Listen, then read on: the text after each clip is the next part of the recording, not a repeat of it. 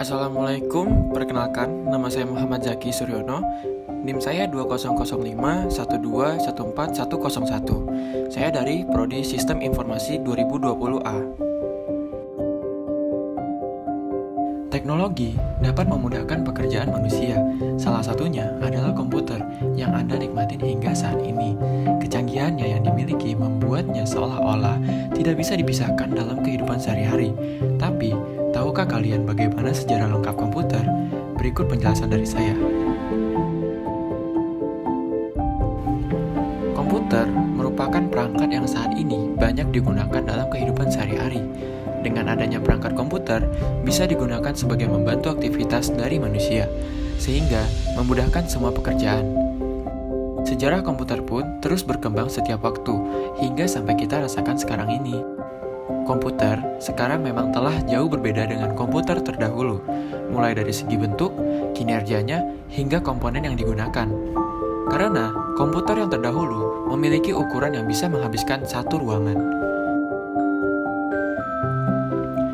Komputer adalah alat yang dipakai untuk mengolah data menurut perintah yang telah diprogram.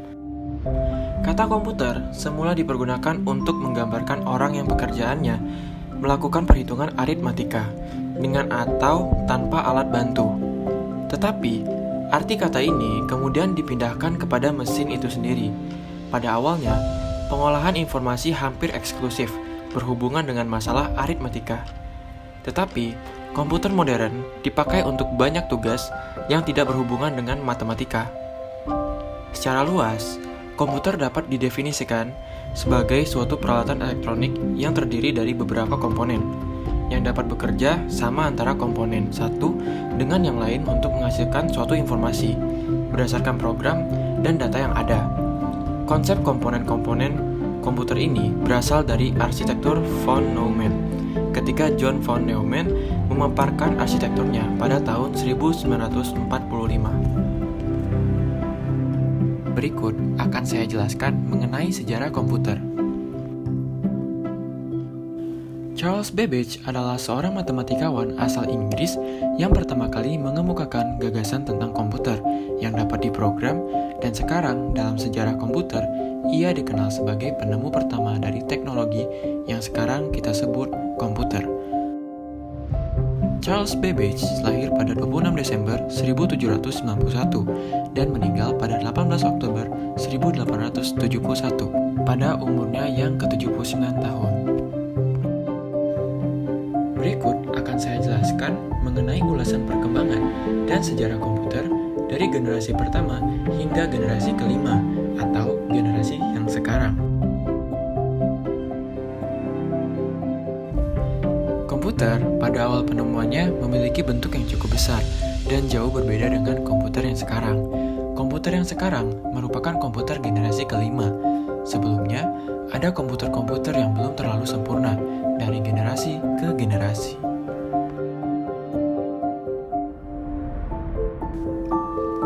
Komputer mengalami pembaharuan dari tahun ke tahun, yang mana pertama kali muncul belum terlihat seperti saat ini yang kita gunakan, melainkan benar-benar seperti mesin penghitung.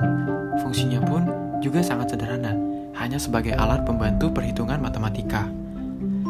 Kemudian, beberapa pakar menemukan rumus, kode perintah, pemrograman, dan memori perintah, sebagaimana saat ini yang kita gunakan. Sejarah komputer generasi pertama yang dikenal dengan Electronic Numerical Integrator and Calculator yaitu sebuah alat digital elektronik yang dirancang pada tahun 1942 dan baru selesai pada tahun 1946, dikerjakan oleh John Presper Eckert dan Dr. John Malkley di University of Pennsylvania. Hingga saat ini ada 5 generasi komputer. Tahun 1946 ialah tahun dibuatnya komputer generasi pertama dengan menggunakan tabung vakum sebagai komponen dasar pembuatannya. Tabung yang sebagai komponen dasar ini memang dikenal tidak efisien di beberapa aspek. Setiap komponen tersebut cepat sekali panas ketika dipakai. Selain itu, komponen ini memerlukan daya listrik yang sangat besar dalam pengoperasiannya. Electronic Numerical Integrator and Computer atau ENIAC adalah salah satu contoh komputer generasi pertama. Untuk komputer generasi pertama, diciptakan oleh juga J. Presper Eckert dan John Malkley di University of Pennsylvania. Mereka berdua membangun ENIAC dengan menggunakan 18.000 tabung vakum dengan ukuran 1.800 kaki dan mempunyai berat yang mencapai sekitar 30 ton. Sejarah komputer generasi pertama ini menjadi digital elektronik yang dipakai untuk kebutuhan paling umum. Program ENIAC ini sudah dirancang pada tahun 1942, namun dimulai baru tahun 1943 dan selesai pada tahun 1946. Bentuk program ENIAC memiliki ukuran yang sangat besar. Pada peletakan program ini saja memerlukan ruang seluas 500 meter persegi. ENIAC ini juga menggunakan 75.000 relay dan saklar, 18.000 tabung, 70.000 resistor, dan 10.000 kapasitor. Saat memulai pengoperasian, ENIAC membutuhkan daya listrik yang sangat besar, yaitu sekitar 140 kW. Untuk bahasa yang digunakan pada komputer generasi pertama ini adalah bahasa mesin. Bahasa ini menjadi bahasa pemrograman yang sangat dasar, dan bahasa ini hanya dimengerti oleh komputer. Dana yang diperlukan untuk membuat perangkat tersebut mencapai $1 juta. Namun kemampuan komputer generasi ini memang sangat terbatas. Sehingga, untuk dapat memecahkan masalah membutuhkan waktu yang lama. Bahkan, pengguna harus memakai kartu berlubang atau disebut punched card, serta pita kertas untuk dapat melakukan input agar dapat melakukan output, yang dihasilkan berupa printout, menggunakan biaya pembuatan fantasitis. Namun fungsinya sendiri ini belum maksimal. Ciri-ciri komputer generasi pertama. Yang pertama, memiliki hardware ukuran yang jauh lebih besar serta memerlukan ruang yang luas. Kedua, interior desain sistem operasi dibuat secara spesifik dan hanya dapat melakukan tugas tertentu. Yang ketiga, program hanya dapat dibuat memakai bahasa mesin. Yang keempat, menggunakan silinder magnetik untuk menyimpan data. Yang kelima, membutuhkan daya listrik yang sangat besar. Yang keenam, perlu mesin pendingin karena cepat panas. Yang ketujuh, memiliki kapasitas simpan yang kecil. 8. Kinerjanya yang lambat. Yang kesembilan, memakai konsep stored program dan menggunakan magnetic core storage sebagai memori utama. Dan yang terakhir, menggunakan tabung hampa sebagai sirkuitnya. Tahun 1959, komponen untuk merancang komputer ialah teknologi transistor. Tabung vakum yang berfungsi sebagai komponen dasar di komputer generasi pertama telah tergantikan dengan teknologi transistor. Komponen ini dinilai jauh lebih efisien jika dibandingkan tabung vakum. Sejarah komputer dan perkembangannya dengan menggunakan dasar transistor mempunyai ukuran yang lebih kecil dibandingkan tabung vakum. Daya listriknya yang diperlukan lebih kecil untuk pengoperasiannya. Biaya pembuatan komputer generasi kedua juga jauh lebih terjangkau dibandingkan menggunakan tabung vakum di generasi pertama. Untuk bahasa pemrograman juga telah dikembangkan. Jika pada generasi pertama menggunakan bahasa mesin, untuk generasi kedua diganti menggunakan bahasa assembly dan bahasa simbolik. Dengan menggunakan bahasa pemrograman tersebut, programmer dapat memberikan instruksi dengan kata-kata. Dengan ukuran yang lebih kecil, komputer generasi kedua ini banyak digunakan di beberapa instansi seperti universitas, perusahaan, hingga pemerintahan. Mesin yang pertama kali menggunakan teknologi ini ialah superkomputer. IBM juga telah membuat superkomputer dengan nama Sprague-Rand dan Stretch serta menjadikan komputer dengan nama LARC. Komputer ini dikembangkan di laboratorium menggunakan energi atom. Dapat mengatasi berbagai data di mana kemampuan ini diperlukan oleh peneliti atom. Pada tahun 1965, hampir dari berbagai jenis bisnis besar menggunakan komputer generasi kedua untuk memproses informasi dengan keuangan bisnis. Ciri-ciri komputer generasi kedua, yang pertama, telah menggunakan operasi bahasa pemrograman tingkat tinggi, Fortran dan COBOL. 2. Kapasitas memori utama menggunakan magnetic core storage. Yang ketiga, menggunakan simpanan eksternal sebagai magnetic tape dan magnetic disk. Yang keempat, mampu memproses secara real time dan juga real sharing. Yang kelima, ukuran fisik jauh lebih kecil dibandingkan komputer di generasi pertama. Yang keenam, kinerjanya lebih cepat. Yang ketujuh, daya listrik lebih kecil. Dan yang kedelapan, memakai program ini tidak lagi terpaku pada aplikasi bisnis, tapi juga pada aplikasi teknik. Generasi komputer ketiga dimulai pada tahun 1965, di mana pada masa itu komputer ini dibuat menggunakan Integrated Circuit atau IC. Teknologi ini menggeser fungsi transistor sebagai komponen dasar komputer. Namun, transistor masih tetap digunakan, akan tetapi ukurannya lebih diperkecil. Beberapa transistor yang berukuran kecil tersebut dimasukkan di IC, bersama dengan resistor dan kapasitor. Komputer generasi ketiga ini menjadi komputer pertama yang dapat membuat operator berinteraksi menggunakan keyboard dan monitor dengan tampilan sistem operasi. Selain itu, komputer ini menghabiskan biaya yang lebih murah, sehingga dapat dijangkau masyarakat umum. Komputer generasi ketiga merupakan perkembangan melalui tahap yang sangat pesat dari komputer terdahulu. Komputer generasi ketiga ini muncul pada era 1964 hingga 1970. Dalam penggunaannya, transistor membuat kinerja komputer cepat panas, sehingga komputer generasi kedua mulai ditinggalkan. Berikut ciri-ciri komputer generasi ketiga. Yang pertama, listrik yang digunakan lebih hemat.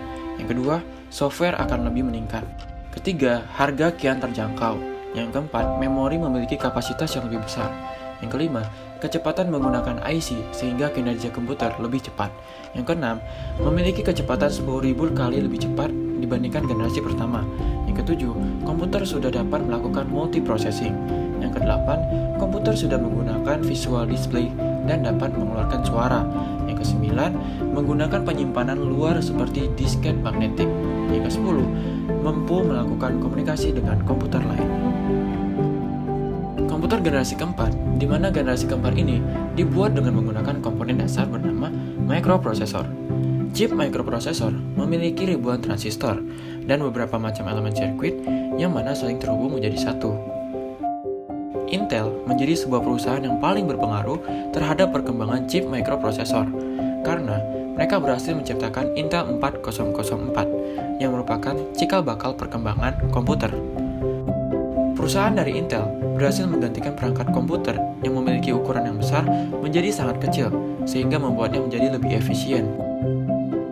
Pada tahun 1971, IBM menciptakan komputer yang didesain khusus untuk kalangan rumahan, sedangkan Apple mempublishkan Macintosh pertama kali pada tahun 1984, sebuah sistem operasi untuk dapat dijalankan dari perangkat komputer. Banyak sekali kemajuan pesat yang terjadi pada generasi keempat ini, seperti diciptakannya mouse, graphical user interface atau GUI, hingga komputer jinjing yang biasa kita sebut laptop.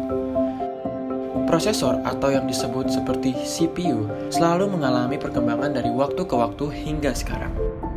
Berikut ciri-ciri komputer generasi keempat. Yang pertama, dapat menggunakan LSI atau Large Scale Integration. Yang kedua, sudah dikembangkan dengan menggunakan semikonduktor dan microprosessor yang berbentuk seperti chip untuk memorinya. Yang ketiga, dipasarkan juga pada sektor perorangan. Yang keempat, selalu muncul komputer terbaru yang lebih efisien dan mudah dibawa kemana-mana seperti laptop. Generasi kelima atau generasi AI.